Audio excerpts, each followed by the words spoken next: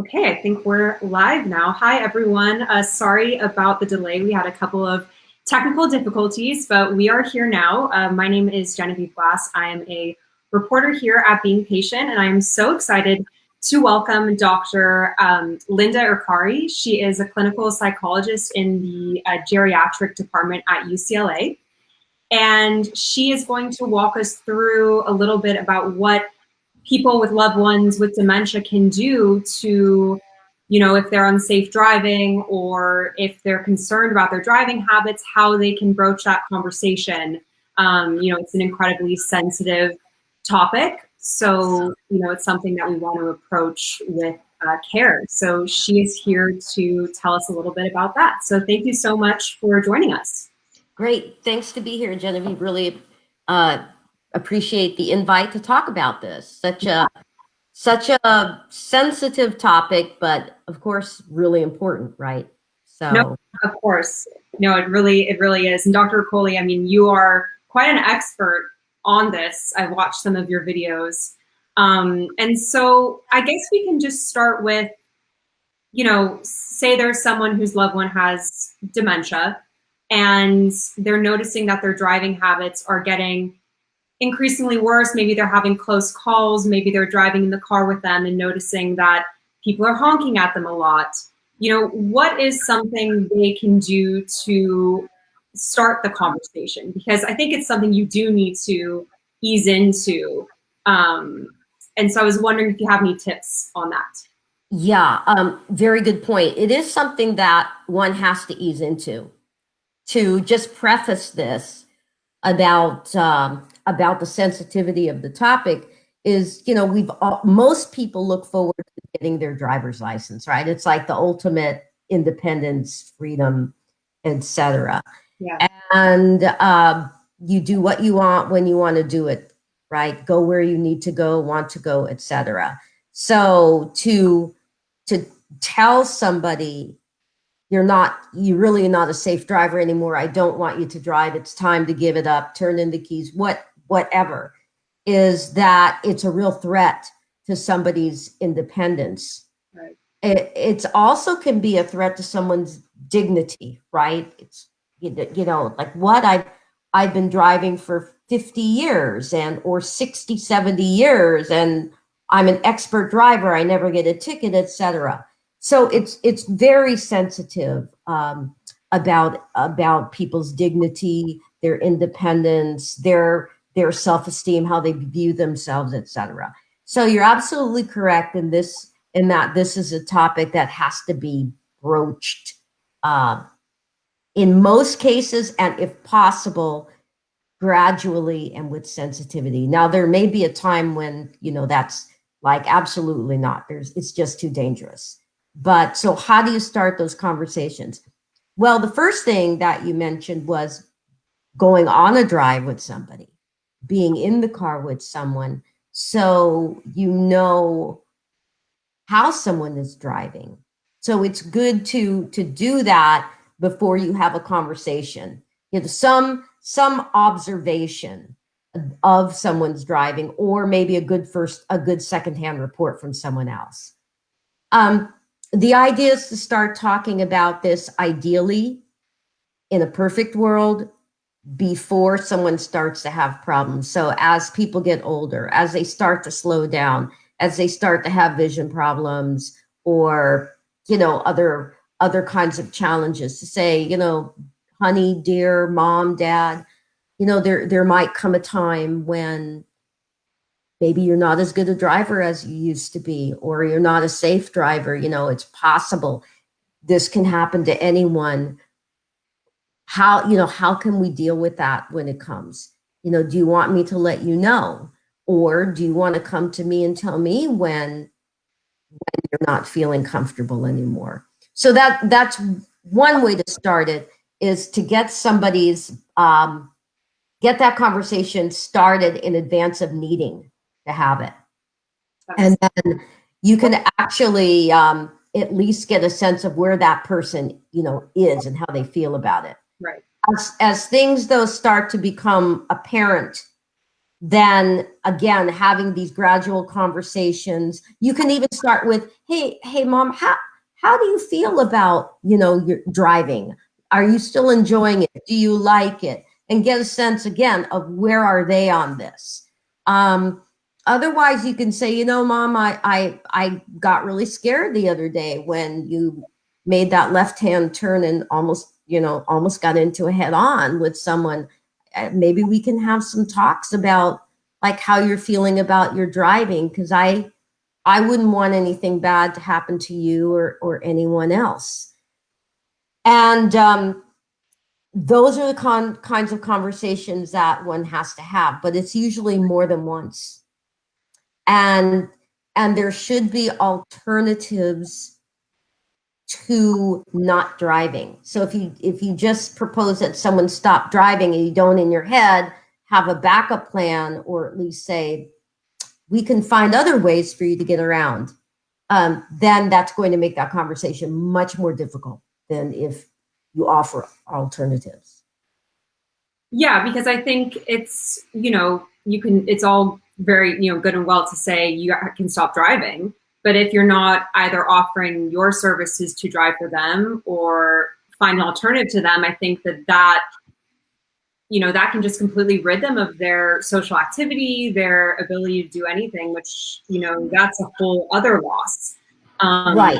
So that's something you want to avoid at all costs. So I guess what I'm gathering is you want to be able to have some sort of plan with whether, if it's, say it's your father, with your, say, siblings or whoever, the caretaker, or if you are the caretaker, figuring out, a schedule of, hey, would you be open to this? Could you help out? Because so that person isn't just completely isolated when they need, transportation. Exactly. And so if there is no alternative driving plan in place, it could be a disaster, right, for the person who is going to hopefully not drive anymore. You could also talk about it in a gradual way. Definitely, tell them, I don't feel comfortable with you driving at night. I don't feel comfortable with you driving on the freeway. You could start to have them see if they would adjust their driving, alter their driving pattern so they can go to the store, but do they want to take a trip, to Vegas or somewhere, by themselves on the freeway? No. Yeah. So you can start with just titrating the driving down, right? That's a good suggestion too. I mean, it sounds like kind of in all senses you want to either gradually, ideally, obviously, right? Like gradually have this conversation or gradually take away kind of the driving privileges. Yeah, or suggest. Now there are some interesting kind of toolkits out there. The Hartford Corporation actually put out a toolkit that you can download from the internet that talks about the steps in how to approach a loved one. And one of the things that you can do according to this toolkit, and they've done some pilot studies on it, and it seems to be helpful, not necessarily, this is a very tough problem to solve, but is to have a contract signed, an agreement. Like, I agree that when it's time for, if my family feels that I'm no longer a safe driver, I agree, first of all, that somebody tell me about this. So that's the other thing. Who's going to tell you, mom or dad or life partner, whomever, who's going to tell you? But so-and-so will tell me, and I will agree to stop driving. Now, people might think, oh, that's crazy, but no, because if somebody does start to develop dementia or something like Alzheimer's disease, they often lose the memory of having done something, and they often lose their insight about what kind of a driver they are. Mm.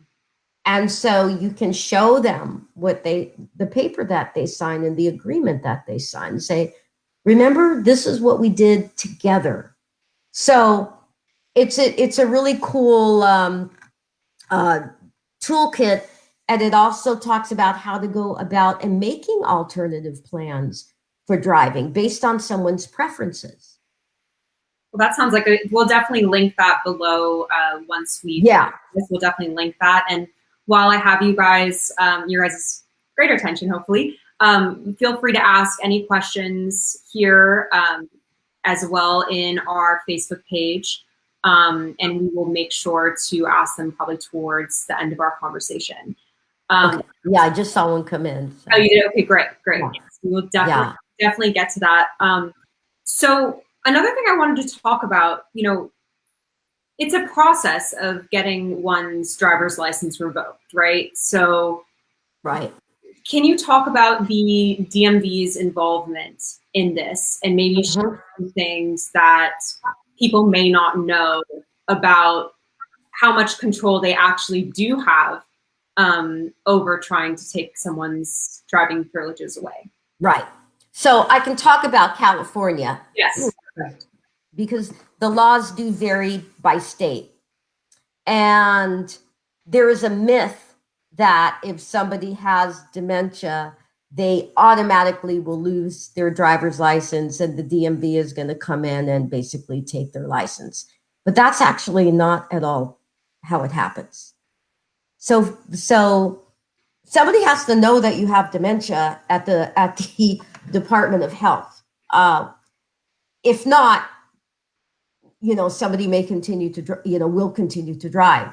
So it's just the same process as if somebody has a seizure, that this gets reported to the Department of Health, and it's called a morbidity report. And then who is mandated to report that is it somebody's doctor. So it could be their neurologist, it could be their primary care, but often it's their physician. Sometimes it's sort of unclear if a psychologist or a neuropsychologist is a mandated reporter. So that gets reported to the health department, who then notifies the DMV. So you do not report directly to the DMV because that's a breach of privacy, but it's not a breach to the health department. The DMV then notifies, usually through a letter, the driver and asks them to come in for a driving evaluation.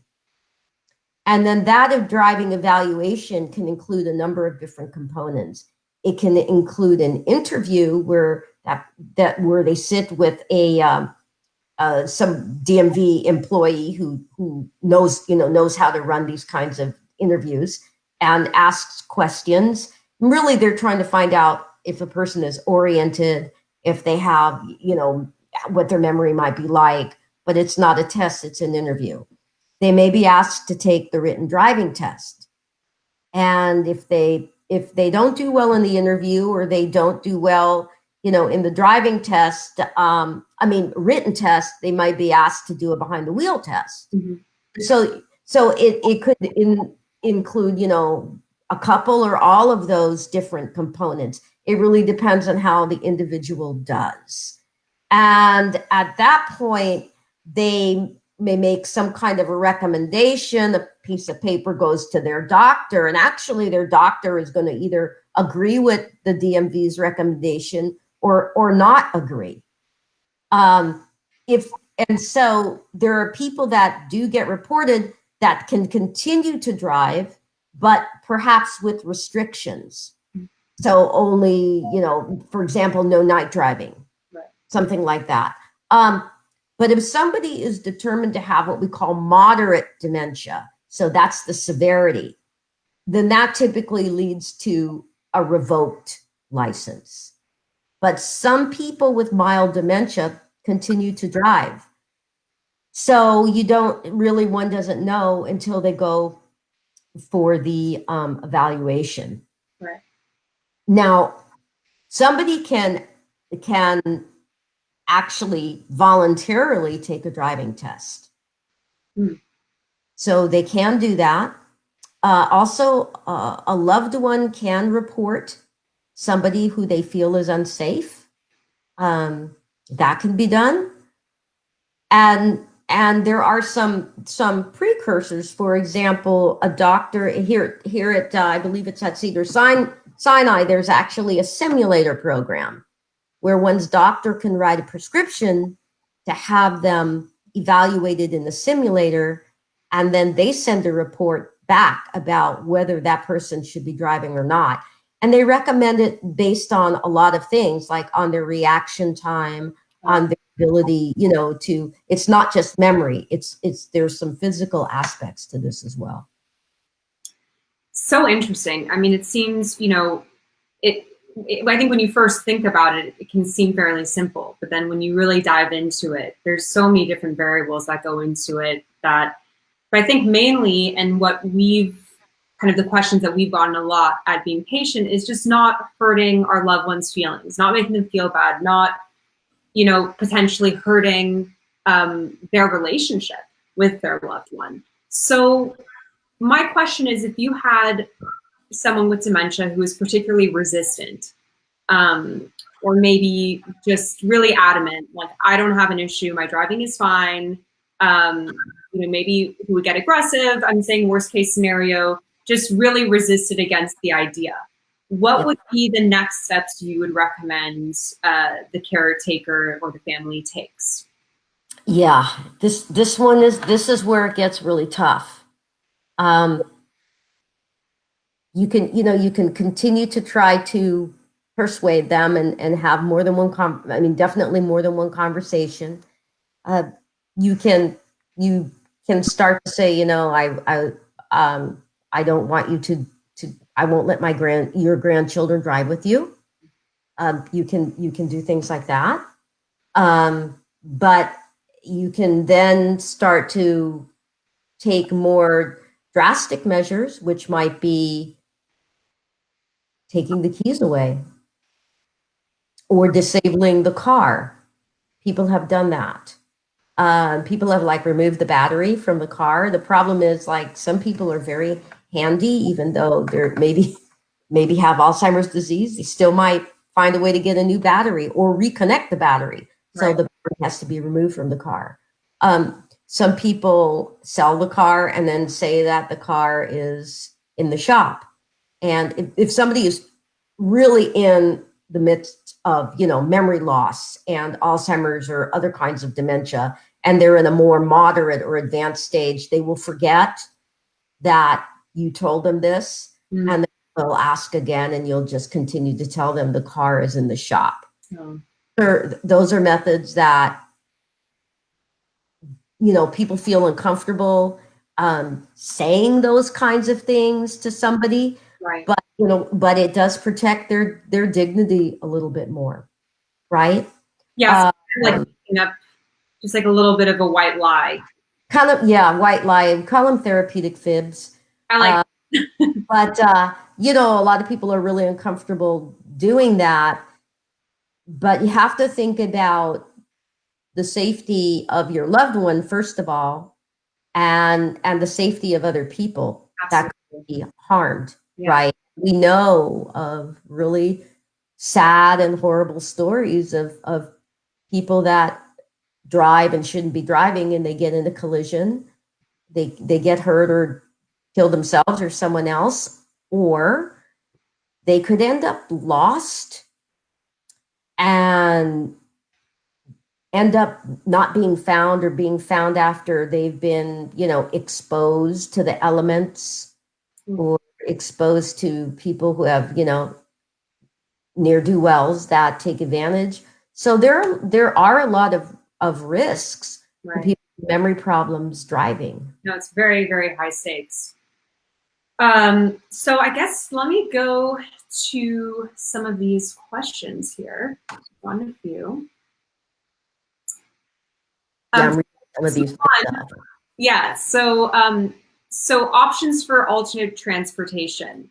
We talked a little bit about family. We talked about caretakers. What is your take on, say, someone with dementia taking an Uber or something of the like? Granted, not when we're in a pandemic like we are now, but hopefully in this next. So one of the things that comes up is public transportation. Mm-hmm. The issue with public transportation is you have to know which bus. Let's talk about bus system. Which bus to catch, Right. and which stop to take and get off, and how to get back.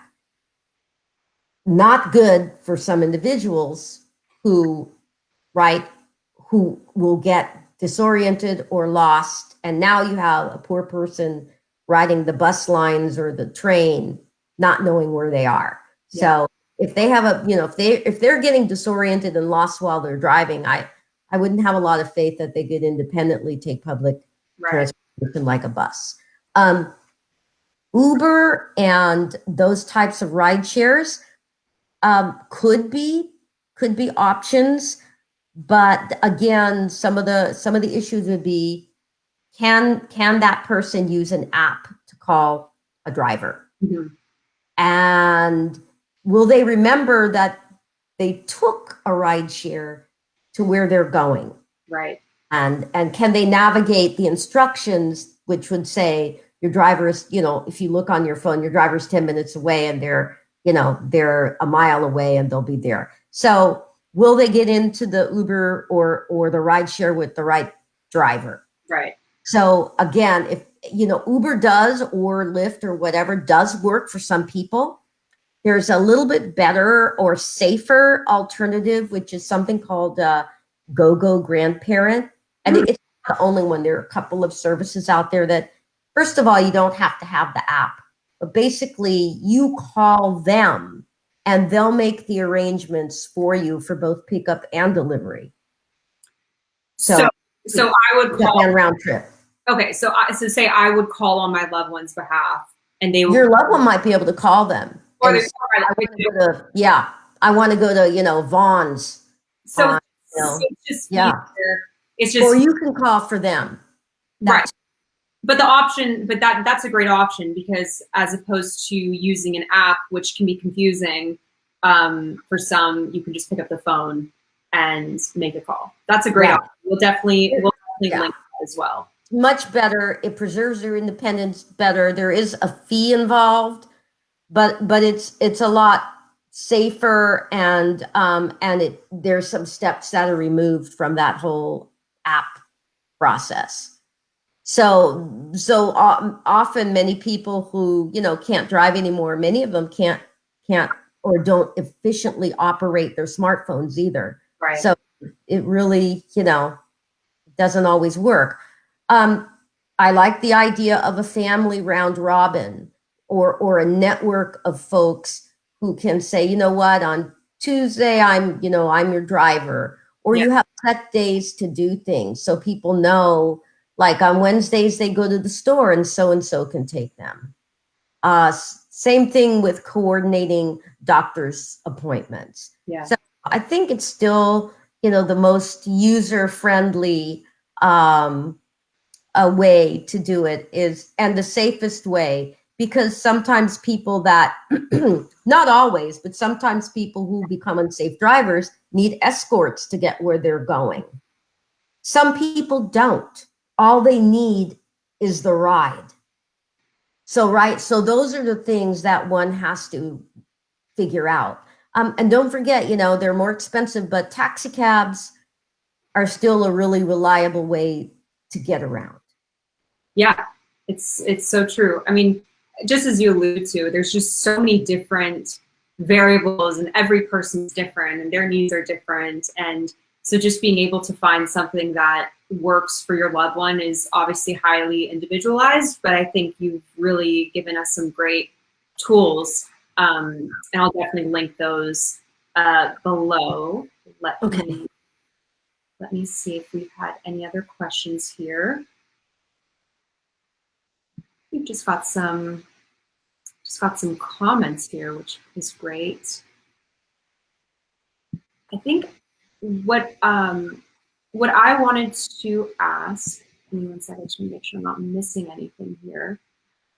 Is there any kind of specific language, or a sentence or something that you found works really well to, say you've already gone through the beginning stages of this conversation, you're at the point where you really don't want your loved one driving anymore. Sorry to put you on the spot, maybe there's not, but are there a few kind of words, key words or phrases that, you know, we can share with our community that can help them if they're just at a loss for words or they're just afraid of, you know, hurting their loved one? I think one really important way is 4 little words: do it for me. Mm. That sometimes works. Do it for me. Do it for dad. Do it, you know, do it for your grandchildren. They don't want to lose you. Mm. They don't want it, or they don't want anything bad to happen to you. Right. So that's one that I think is the most sensitive. Sometimes people, and I know this for a fact, either doctors or family members will talk about the Santa Monica disaster, tragic Oh, that happened, I think almost about a decade ago. yeah, on the promenade. Yeah, on the farmers market, and people bring that up. Remember what happened at the farmers market? And it's a very, yeah, if our listeners don't know, it's a very sad story about an older man who accidentally plowed his vehicle through a farmer's market, and he unintentionally killed about 10 people or 8 people. Somebody died like a year later, and he went on trial. And a number of things are really tragic about that situation. Number one is that people died. Number two was that he was terribly maligned as doing this intentionally. And there were so many stories about, you know, his demeanor while this was happening. The guy accidentally pressed the gas instead of the brake, you know. And then, of course, was the ordeal of having a trial and all that. And, you know, somebody who's at the end of their life, that's just a horrible thing to have to go through for anybody, you know, and certainly it's horrible for any loved ones to lose their lives in that kind of way. So it all around tragic, but And people, is that a common mistake someone with dementia might take, is mistaking the gas for the brake? Is yeah, that, I mean, that's obviously the worst case scenario. usually the problems would be unsafe lane changes, driving too slow, mistaking the gas for the brake, and turning into traffic, maybe taking turns too wide and seeing lots of dings and scrapes on the car. You know, those are some of the issues, and just like being confused, right, Yeah. as to where one is going. Oh, yeah. You know, and I think, hold on, let me see. I think we got one. There's a good comment there about Uber. Someone else can order the car and make a note that the person being picked up has dementia. So, so that's nice to know. Yeah.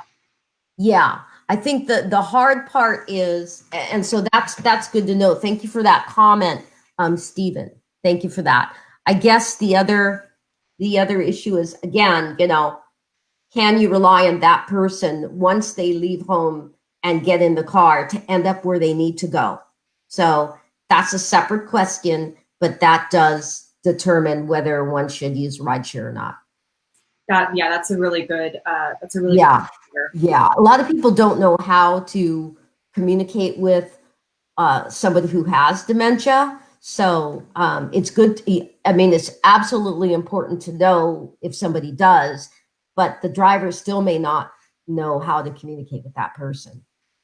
And Stephen, thank you for sharing your experience as well, talking about, you know, you taking the driver evaluation and tests at the DMV. I think that really helps to open up this conversation and have some transparency, you know, because I think it can often be something that something that many people are going through and don't know how to talk about. So Right.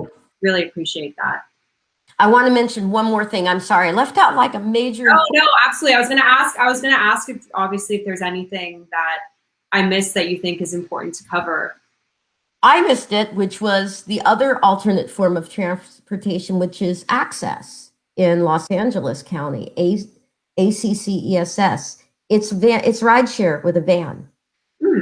with a trained, a trained driver. One does have to qualify for access, but once you do, they do pick up and delivery of people. So you have to call them no more than 24 hours in advance. You might say, hey, I have a doctor's appointment at UCLA, or I need to go to the store, whatever, and they will take you there. It's like a van, so you can't get it just when you want it, but Right. you need to tell them when you need to be there, and then add an hour to it because they can run late. So that is something that somebody talked about, cost effective transport. That one is quite Is cost. is that free or is it just a nominal amount? You get a card. I think there's a fee, but you get a card. You have to go down to LA and interview with someone. It's a little bit. I don't know now what they're doing during the pandemic, but yeah, that's another potential, and it works pretty well for a lot of people. Yeah. No, it seems like a great option. And I'm really glad that you're sharing this information, that we're getting it out there. When I was younger, my grandfather, who ended up having Parkinson's, but he had dementia as well. And was driving to see us, as he always did, and got into an accident. Thank God he was okay, and there was no one else hurt. But that was the wake up call. But the wake up call should have been before that. So I think these preventative measures, and I think just taking the temperature on your loved one. And I love the point of observing their driving, maybe going with them, taking the drive around the neighborhood, see how other cars react to them, how they react to other cars. I think is a great way to just kind of reassure yourself or tell yourself, okay, something needs to be done now. Yeah. And this is a conversation that one can have with their doctor, as well. Again, somebody's doctor isn't necessarily going to know. And so you can't necessarily rely on the doctor to handle all of this. And a lot of doctors don't want to handle it, quite frankly, because it can ruin their relationship with the patient. Sometimes patients fire their doctor after that. So it's really, I can tell you that it doesn't always work where somebody's physician will make that report. But we have to do it in a way, like you're saying, that maintains the dignity of of the person that you're talking to. That's So that's all of our goals yeah. when it comes down to it. And Yeah.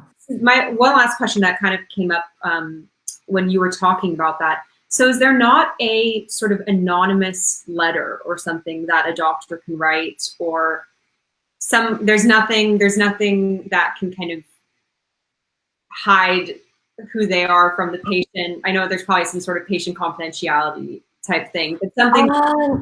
That's a good question. Yeah.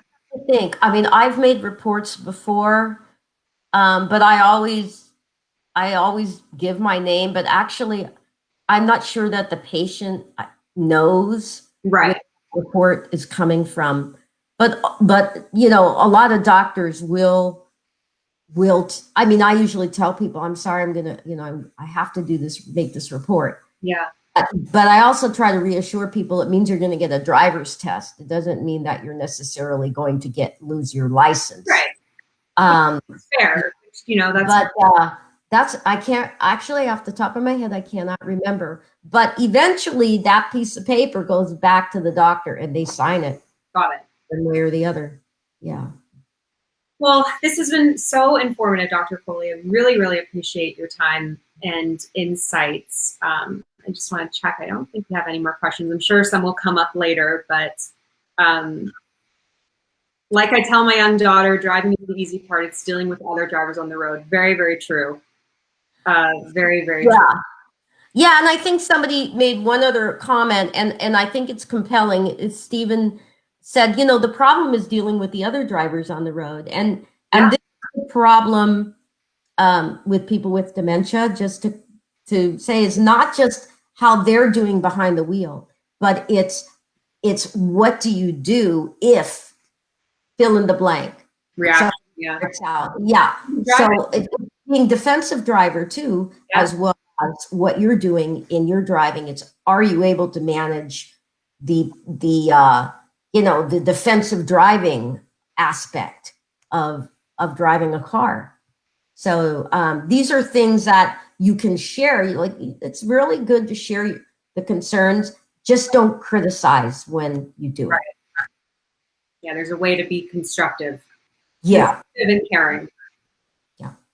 Well, thank you so much. I hope this is the first of many that we can do this, and you know, maybe we can just gather some questions next time from you all. Sure.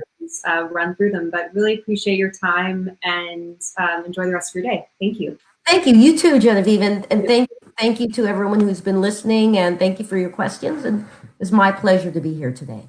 Great. All right, thanks. Bye.